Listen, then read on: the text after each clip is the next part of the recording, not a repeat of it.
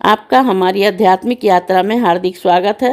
आप सुन रहे हैं शिव महापुराण, जो सनातन धर्म के ही अनमोल ग्रंथों में से एक है।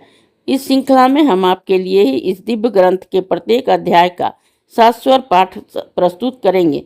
आइए इस ज्ञान और धर्म की ही यात्रा को आरंभ करें।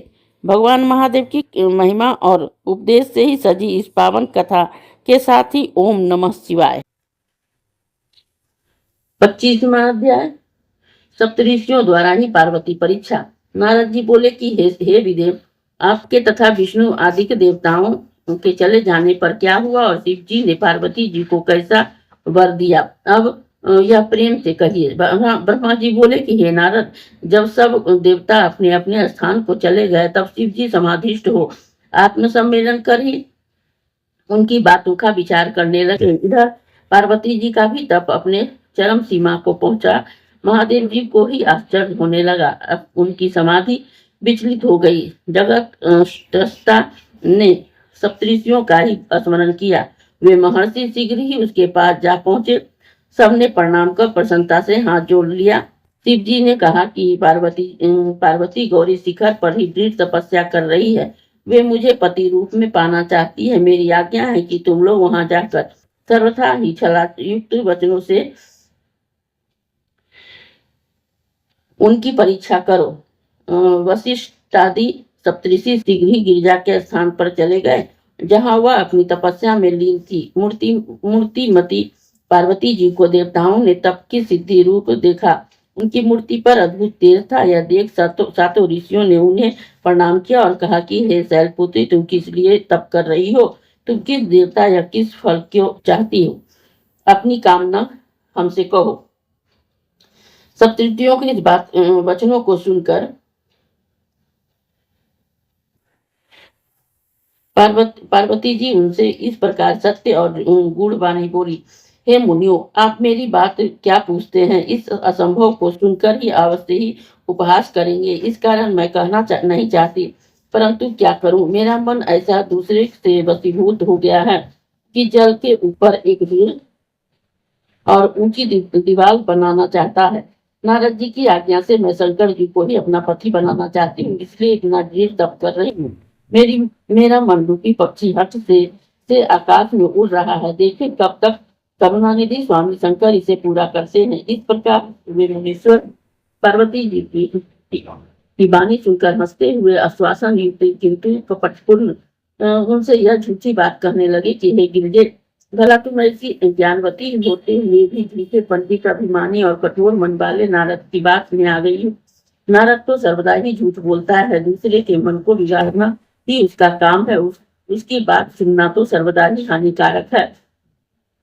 उसने तो दक्ष प्रजापति के 10,000 पुत्रों को ही ऐसे बिगाड़ दिया जिन्होंने फिर लौट कर ही घर का मुंह नहीं न देखा। ऐसी तो उसकी सद्बुद्धि है। इसी प्रकार पहले उसने चित्रकेतु का घर चुना कर दिया। प्रहलाद को अपना उपदेश देकर हिरण्यकशिपु द्वारा ही परम दुख पहुंचाया।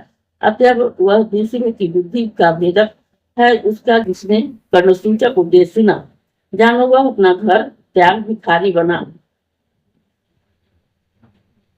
देखने में ही उसका स्वरूप भी उज्जवल है, किंतु मन का बड़ा ही मलिन है। हम लोग तो उसके साथी न है न, इससे उसे ही अच्छी तरह जानते हैं। तुम भी ऋषि होकर भी उसका उपदेश पाकर मूर्ख होकर तप करती हो।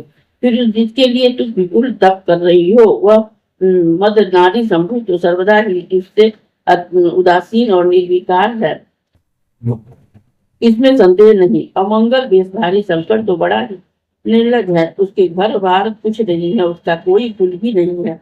भूत प्रेत उसके साथी है। वह नग्न रहता है और सूर्य को धारण करता है। वह धूर्त नारद ने अपनी माया से तुम्हारा विज्ञान नष्ट कर दिया है। तुम विचार करो कि ऐसा वर प्राप्त करके तुमको कौन सा सुख मिलेगा? भला जिस मूर्ख ने भली पहले सती साध्वी दक्ष की कन्या से विवाह कर थोड़े दिन तक भी उसका निर्वाह नहीं किया, स्वयं से दोष लगाकर त्याग दिया, अब सुख पूर्वक अकल और अनुपम रूप का ध्यान करते हुए स्वच्छंद विचरता है। वह तो अकेला निर्वाण स्वरूप असंग और अद्वितीय है। हे देवी, उसके साथ स्त्री का निर्वाह कैसे हो सकता है? अतः तुम हमारा कहना मानकर घर चली जाओ और ऐसी दुर्बुद्धि को त्याग दो, तुम्हारा कल्याण होगा। तुम्हारे योग्य वर तो सर्वगुणों से ही खानी लक्ष्मी को ही प्रभु वैकुंठवासी विष्णु है, उन्हीं के साथ ही तुम्हारा विवाह करा देंगे। तुम इस हट को त्याग कर सुखी हो।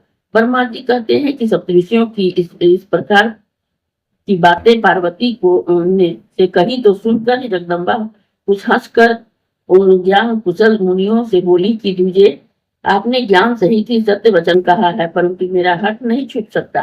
पर्वत में उत्पन्न मेरा यह शरीर स्वभावतः अत्यंत कठिन है। इस प्रकार आप मुझे तप से विरत नहीं कर सकते। मैं नारद जी का हितकर वचन नहीं त्याग सकती हूँ। वे मेरे गुरु हैं। वेद गुरु के वचन को हितकर ही कहते हैं। जो गुरु के वचनों में विश्वास करता है उसे यहाँ और वहाँ दोनों स्थानों में सुख प्राप्त होता है। उसके लिए दुख तो कहीं भी नहीं है, परंतु जो गुरु के वचनों में विश्वास नहीं करता उसे दोनों ओर दुख ही दुख है। चाहे मेरा घर बसे चाहे सूना हो जाए, परंतु मैं अपना हठ नहीं छोड़ूंगी। हे मुनीश्वर, आपने जो यह कहा है कि विष्णु जी सब गुणों के खानी हैं, तब शंकर जी निर्गुण है, तो मैं यह भी यथार्थ जानती हूँ कि कौन कैसा है। यदि शंकर जी मुझसे विवाह नहीं करेंगे तो मैं सर्वदा ही अविवाहित ही रहूंगी। इसे आप सत्य जानिएगा। सूर्य पश्चिम में भले ही उदय हो, मेरा चलायमान हो जाए मेरु चलायमान हो जाए और अग्नि भले ही शीतल हो जाए, परंतु यह सत्य है कि मेरा हट नहीं छूट सकता।